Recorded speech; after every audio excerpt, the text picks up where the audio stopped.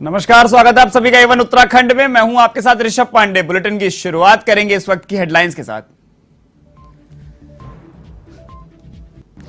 कर्ज के जाल में बुरी तरह से फंसी उत्तराखंड सरकार, भारत सीएजी रिपोर्ट में हुआ खुलासा। कैग ने बजट कम खर्च करने पर भी उठाए सवाल।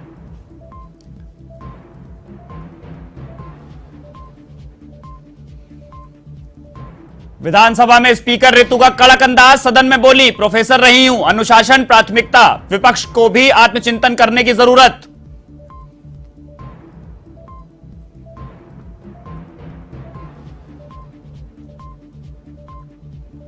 रक्षा राज्य मंत्री अजय भट्ट का हल्द्वानी दौरा, अग्निपथ योजना पर हो रहे विरोध पर दी प्रतिक्रिया। कहा, विरोधी दल कर रहे इस पर राजनीति, योजना से होंगे युवाओं के सपने पूरे।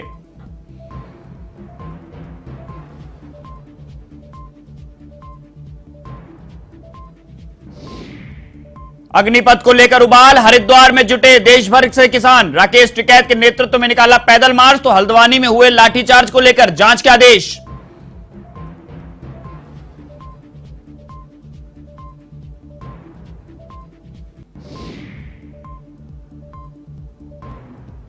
पहाड़ों पर रिमझिम बारिश से मौसम हुआ सुहावना। उत्तराखंड में अब 25 जून के बाद मानसून की दस्तक। वहीं अगले 24 घंटे में कई जिलों में तेज हवाओं के साथ हल्की से लेकर मध्यम बारिश के आसार।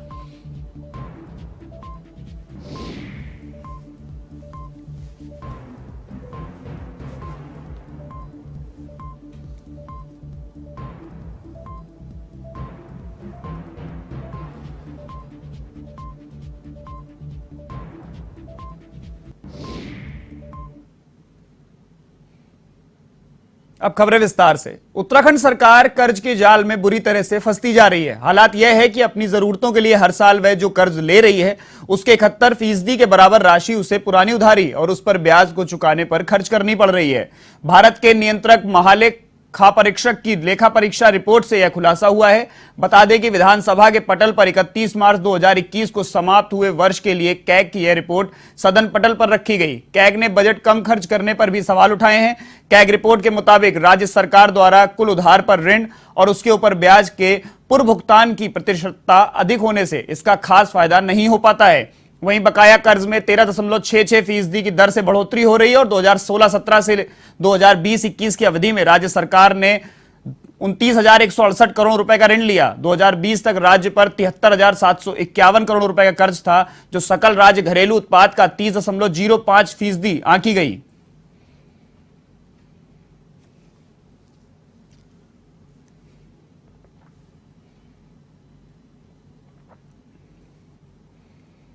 चार दिन के विधानसभा सत्र में बतौर विधानसभा अध्यक्ष ऋतु खंडूरी भूषण पर सबकी निगाहें थी। उनके लिए यह एक नया अनुभव जरूर है, लेकिन उन्होंने अपने अलग अंदाज से छाप छोड़ी है। उनका कहना है कि वह प्रोफेसर रही हैं, इसलिए सदन में भी अनुशासन को ही प्राथमिकता देना पसंद करती रहेंगी। आपको बता दें कि विधानसभा अध्यक्ष ऋतु खंडूरी भूषण के लिए विधानसभा का यह सत्र एक नया अनुभव था। उन्होंने अनिश्चित काल के यह सत्र स्थापित होने के बाद खुलकर अपने अनुभव साझा किए और कहा कि उनका मकसद था कि सत्र ज्यादा से ज्यादा समय तक चलता रहे और कहा कि बृहस्पतिवार को बजट पर अच्छी चर्चा हुई है।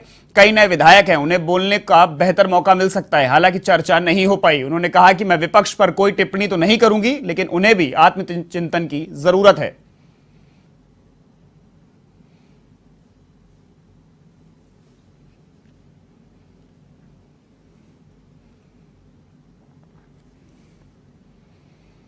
उत्तराखंड के गदरपुर में जिलाधिकारी जुगल किशोर पंत और मुख्य विकास अधिकारी आशीष भटगई ने तालाब का शुभारंभ किया। इस दौरान जिलाधिकारी जुगल किशोर पंत ने ग्रामीणों के साथ संवाद किया, वहीं ग्रामीणों के साथ भोजन भी ग्रहण किया। जिलाधिकारी जुगल किशोर पंत ने कहा कि उन्होंने कई समस्याओं को जानने का प्रयास किया है।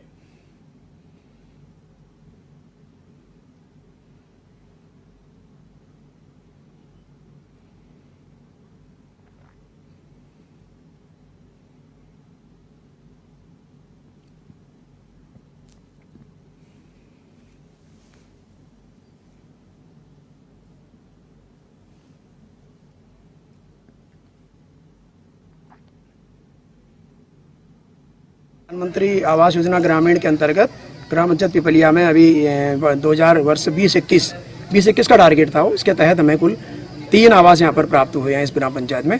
2 आवास इसमें से लेंटर पर पूर्ण हो चुके हैं और एक आवास निर्माणाधीन है, क्योंकि वो लाभार्थी की स्वयं सांप के काटने से मृत्यु हो गई थी, इसलिए कार्य में थोड़ा विलंब हो रहा है। उनके बेटे उस कार्य को पूरा कर रहे हैं। 75 वर्ष पूर्ण होने के लिए यह हम अमृत महोत्सव के रूप में मनाया जा रहा है और इसमें माननीय प्रधानमंत्री के द्वारा टारगेट दिया गया कि ज़िले में 75 तालाब का खोदान करना है और उस 75 तालाब में हमारे गांव का भी एक नाम आया है और ये करीबन 2.5 से 3 एकड़ का ये क्षेत्रफल है।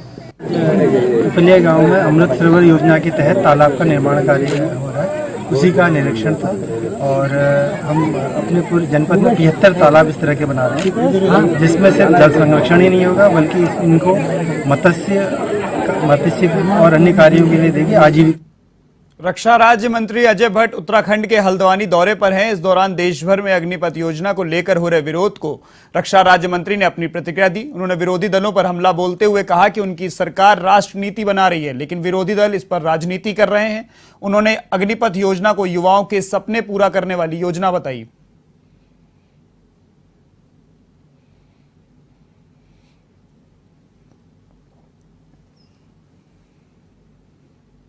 दल इसमें विरोध करवा रहे हैं। हम लोग तो राष्ट्र नीति बना रहे हैं।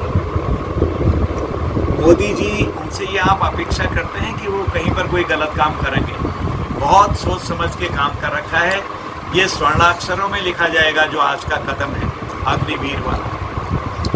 और कुछ लोग पॉलिटिकली मोटिवेटेड हैं। मैंने कहा ना, हम राष्ट्र नीति कर रहे हैं और ये राजनीति कर रहे हैं, इसलिए हमको विरोध की कोई परवाह नहीं है। हर आदमी को जो युवा जिन्होंने आपकी सरकार को वोट दिया उनका विरोध सबसे ज्यादा देख रहे, चाहे पहाड़ हो, तराई युवाओं को सब जगह विरोध हो रहा है। कोई विरोध करने की जरूरत नहीं है। क्यों कर रहे हैं विरोध? मैं तो सब युवाओं से विनम्र निवेदन करता हूँ, आप दौड़ो ना, पहले 4 साल में तो आ जाओ, फिर देखी जाएगी। 4 साल तक तो रोजगार ले लें हम, 4 साल तक हम अपनी तनख्वाह ले लें, 4 साल तक हम ट्रेनिंग ले लें। आपको कोई ट्रेनिंग देने की जरूरत ही नहीं होगी। आपको तो बना बनाया जवान मिल गया है, तपा तपाया जवान मिल गया है। हर सिक्योरिटी के गुण और उसके अंदर जो छुपे हुई चीजें हैं उसको जानने वाला जवान मिल गया है। इसलिए कहीं पर घबराने की बात नहीं है। पूरी अपॉर्चुनिटीज हैं, सर्विस की भी अपॉर्चुनिटीज है। उत्तराखंड में भी अग्निपथ योजना के खिलाफ युवाओं का प्रदर्शन लगातार जारी है। ऐसे में हल्द्वानी में अग्निपथ योजना का विरोध प्रदर्शन कर रहे युवाओं पर पुलिस ने लाठीचार्ज कर दिया। जहां पुलिस की लाठियों से बचने के लिए कई युवक नहर में कूद गए, वहीं शहर में भारी पुलिस फोर्स तैनात है। साथ ही ड्रोन से नजर भी रखी जा रही है। हालांकि अभी तक किसी भी तरह की कोई अनहोनी की सूचना नहीं है। वहीं लाठीचार्ज के मामले को लेकर सरकार ने संज्ञान भी लिया है। सैनिक कल्याण मंत्री गणेश जोशी ने कहा कि किन परिस्थितियों में पुलिस ने लाठीचार्ज किया, इस मामले की जांच कराई जाएगी। सैनिक कल्याण मंत्री गणेश जोशी ने अग्निपथ योजना के लिए प्रधानमंत्री मोदी, रक्षा मंत्री राजनाथ सिंह का आभार जताया।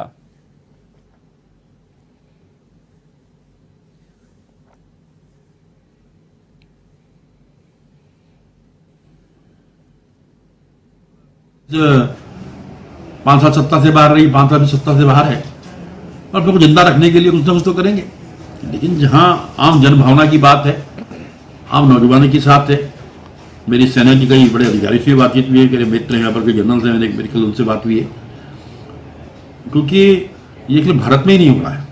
और मैंने कहा ना कि इससे हमारी सेना को एक बहुत बड़ी ताकत मिलने वाली है। जो भारत सरकार का मानक है 250 की आबादी को विदेश से जुड़ा जाता है, लेकिन उसके बाद भी एक बहुत बड़ी संख्या ऐसे गांवों की है जिनकी आबादी 150 से लेकर 249 तक है या 150 तक है। हमने भारत सरकार से मांग की है। मैं व्यक्तिगत रूप से माननीय मंत्री जी से मिला था।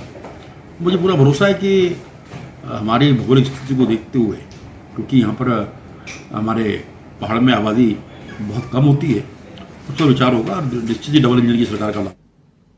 भारत सरकार की अग्निपथ योजना का विरोध पूरे देश की तर्ज पर उत्तराखंड में भी शुरू हो गया है। इसी कड़ी में हल्द्वानी में पुलिस को प्रदर्शनकारियों को तितर-बितर करने के लिए लाठीचार्ज करना पड़ा। वहीं कोटद्वार और पिथौरागढ़ में भी विरोध प्रदर्शन किया गया। इन सबके बीच पुलिस महानिदेशक अशोक कुमार ने अलर्ट जारी किया है और सभी कप्तानों को निर्देश दिए हैं कि प्रदर्शनकारियों से बातचीत करके कानून व्यवस्था बनाए रखने की अपील करें।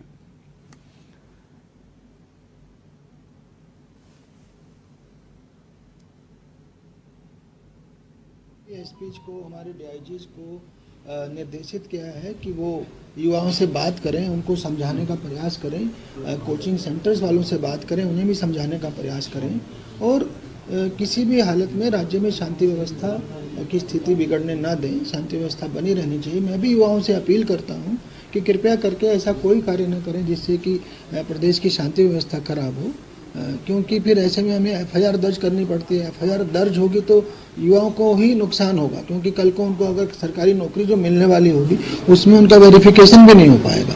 तो मैं आपके माध्यम से ये अपील करना चाहता हूँ सभी से कि कृपया करके शांति बनाए रखें और किसी भी दशा में कानून को अपने हाथ में न लें।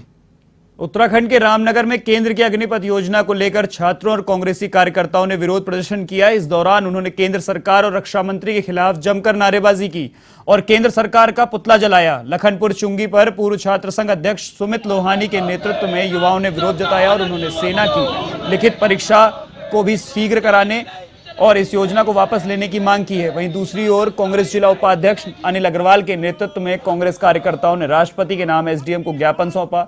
इस दौरान उन्होंने मांगे पूरी नहीं होने पर उग्र आंदोलन की चेतावनी दी है।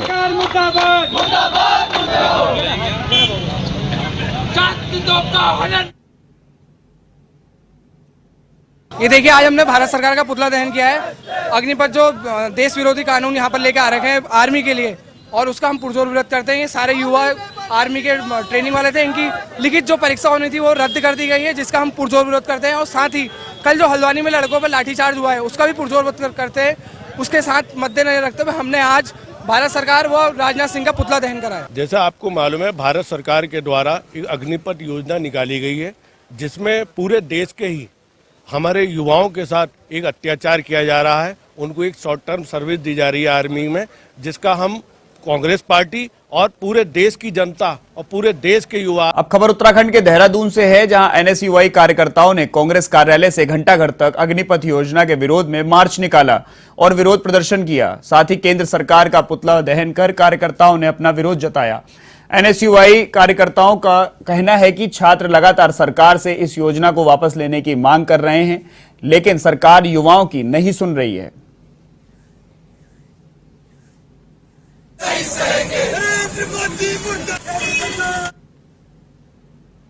ये अग्निपथ का विरोध आज एनएसयूआई ने यहाँ पर किया है, लेकिन अग्निपथ का विरोध पूरा देश कर रहा है, पूरे देश का युवा कर रहा है, क्योंकि अग्निपथ योजना देश की सुरक्षा के साथ खिलवाड़ है, देश के युवा के भविष्य के साथ खिलवाड़ है। जो 5 साल में सैनिक तैयार होता है, 4 साल में आप उन्हें भेज दे रहे हैं। और जिस बात को आप कह रहे हैं हम 10 लाख 11 लाख रुपए उनको देंगे, तो उनकी तनख्वाह का पीएफ है वो 9,000 रुपये मासिक वो पीएफ काटेंगे। 4 साल में 8,64,000 रुपये होता है। उस 8,64,000 का ब्याज लगकर वो 10.5-11 लाख बनता है। वो सिर्फ और सिर्फ ठगने का काम कर रहे हैं। जो युवा 18 साल 19 साल 20 साल 21 साल में भर्ती होगा, उसकी योग्यता इंटर होगी। अब जब वो यहाँ आ जाएगा वापस, तो आप कौन सी 12th पास योग्यता के किन पदों पर उनको यहाँ प्राथमिकता देंगे। उत्तराखंड में अग्निपथ स्कीम का विरोध लगातार किया जा रहा है। हल्द्वानी में एनएसयूआई के कार्यकर्ताओं ने केंद्र सरकार का पुतला दहन कर अपना गुस्सा जाहिर किया, तो वहीं एनएसयूआई के जिला अध्यक्ष विशाल भोजक ने अग्निपथ योजना और युवाओं पर किए गए लाठीचार्ज पर नाराजगी जाहिर की। भोजक का कहना था कि केंद्र की बीजेपी सरकार अहंकार में डूब चुकी है, इनको जनता का दुख दर्द दिखाई नहीं दे रहा है।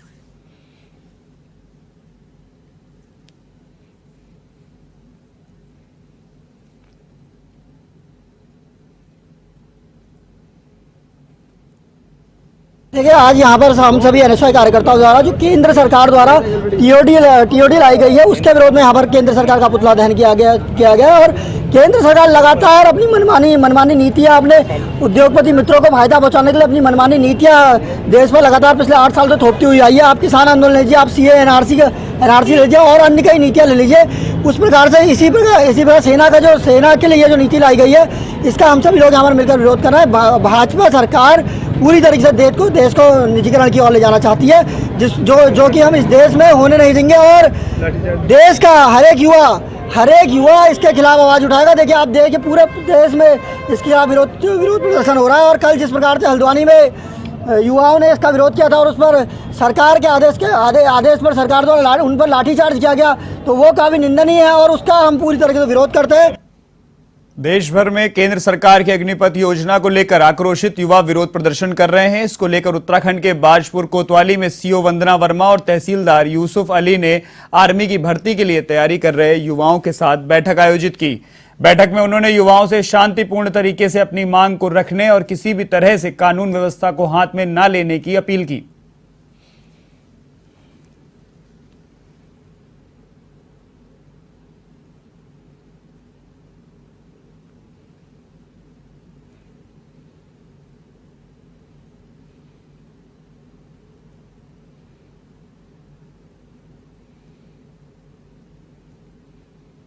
एक बैठक की गई बाजपुर थाने में, सामान्य बैठक की गई। इसमें तहसीलदार बाजपुर, इंस्पेक्टर बाजपुर और LIU से भी हमारे कर्मचारी मौजूद थे।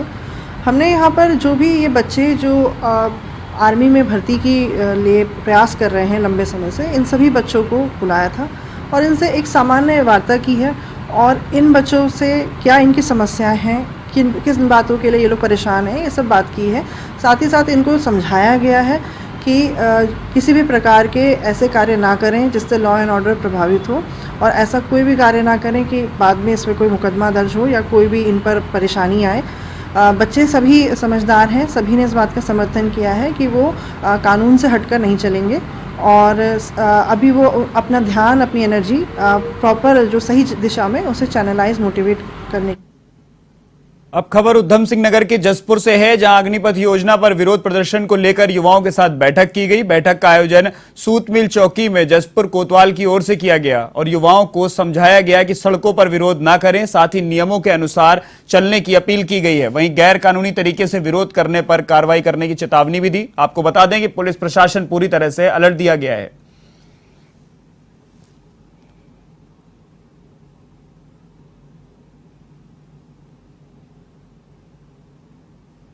सूचना मिली थी कि पूरे देश भर में अग्निपथ योजना के चलते, जो अग्निपथ के योजना के अंतर्गत जो भर्ती होंगी, उसमें कुछ युवा दिग्भ्रमित होकर जो है धरना प्रदर्शन, जुलूस आदि निकालने की फिराक में है।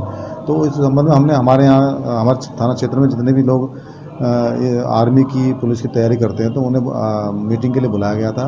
उनसे सबसे बातचीत की गई। उनमें से हमें किसी ने भी जो है इस तरीके के जुलूस निकालने के लिए या विरोध प्रदर्शन करने के लिए नहीं बताया है, बल्कि हमें द्वारा बताया गया अगर जो आपको उससे कुछ परेशानी है, आपको लगता है कि उससे आपको कुछ नुकसान हो रहा है, तो आप उसके लिए बिल्कुल स्वतंत्र हैं, लेकिन एक संवैधानिक तरीके से आप उसका विरोध प्रदर्शन करें, अपना ज्ञापन सौंपें अगर जो है। लेकिन हमारे सामने ऐसी कोई बात नहीं है कि कोई उसका विरोध प्रदर्शन करना चाह रहा है या उससे किसी को असंतुष्ट है। खटीमा में प्रशासन और पुलिस द्वारा फ्लैग मार्च निकाला गया। आपको बता दें कि अग्निपथ योजना के चलते हो रहे विरोध और भाजपा की पूर्व प्रवक्ता नुपुर शर्मा के बयान के विरोध में देश भर में प्रदर्शन किया जा रहा है, जिसको लेकर चप्पे चप्पे पर पुलिस की तैनाती रही और पूरे शहर में फ्लैग मार्च निकाला गया। वहीं पूरे देश में चल रहे हिंसक प्रदर्शन और आगजनी के मद्देनजर शांति व्यवस्था बनाए रखने के लिए खटीमा प्रशासन अलर्ट मोड पर है।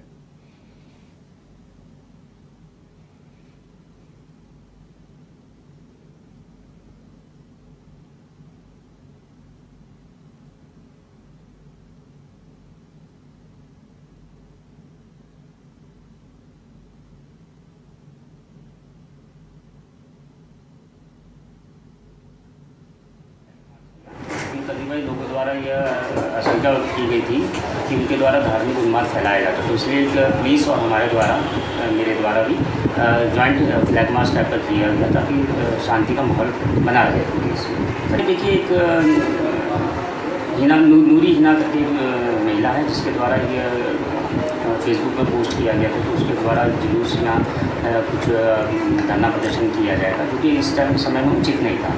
उसी को लेकर हमने थोड़ा सा सतर्क रहे और ये फ्लैग मार्च किया।